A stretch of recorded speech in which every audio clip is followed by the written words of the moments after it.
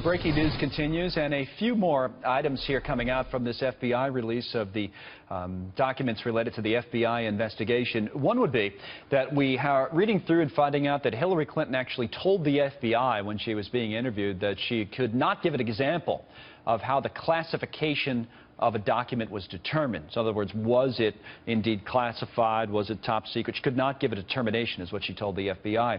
She also told them that she really relied on some career Foreign Service workers for guidance on how she would handle the classified secrets. Those would be presumably the non-political types there. The Navy Reserve Commander Tom Croce is our next guest. He's been sitting here in the studio with us for the last a few minutes as we kind of go through all of this. And what do you make of any of that, Tom, that she, you know, basically, hey, I didn't know?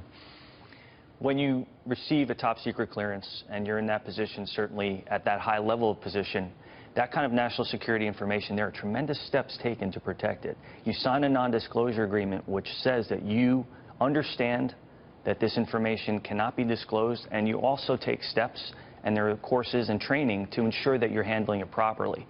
So this is a process that has been set in place.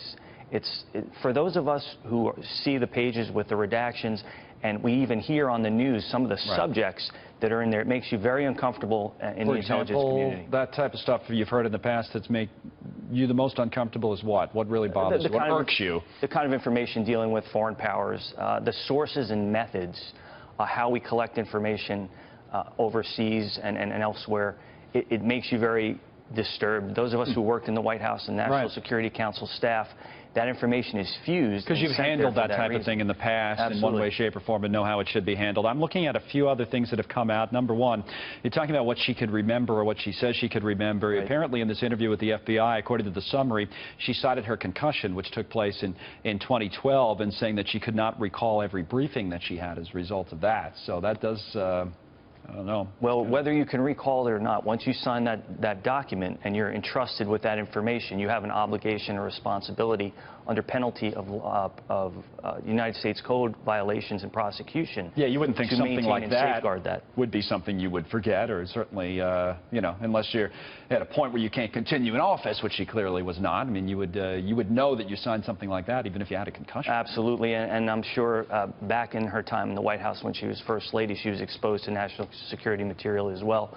So there's a long-standing tradition of ensuring that that kind of information, once it's fused and polished and sent to those executive decision makers, that there are extreme measures taken to protect it. Yeah. Certainly if it's now put out electronically and it's not protected and it's not kept in those corridors, it's very disturbing and damaging to those of us who've been in the intelligence community. I bet. Now, there's, let me throw one more at you, because these are just coming into, to me in bits and pieces as we look through them in our newsroom. She told the FBI that she knew she had the power to classify information as secret. She knew she could do that, but she could not recall using that power. What do you think of that? So most departments and agencies who deal with national security material and intelligence of that kind, some of them have original classification authority, so they're able as a department or agency to classify that material, and then it cannot be changed unless you go to that department and agency. So whereas I'm sure a secretary at the cabinet level is not doing that, well, I know that they're not doing it at their level. They are in charge of the professionals in their security offices that do that. And they are, again, responsible for that classification and the maintenance of that material. Good explanation of all this for someone who's handled at least similar circumstances, so thanks for rolling with us as we kind of piece through it. Thanks, Tom. Pleasure. Now, we're going to have more on all of this, and Blake Berman will continue to help me out on his end in Washington, D.C. as we look through this FBI release.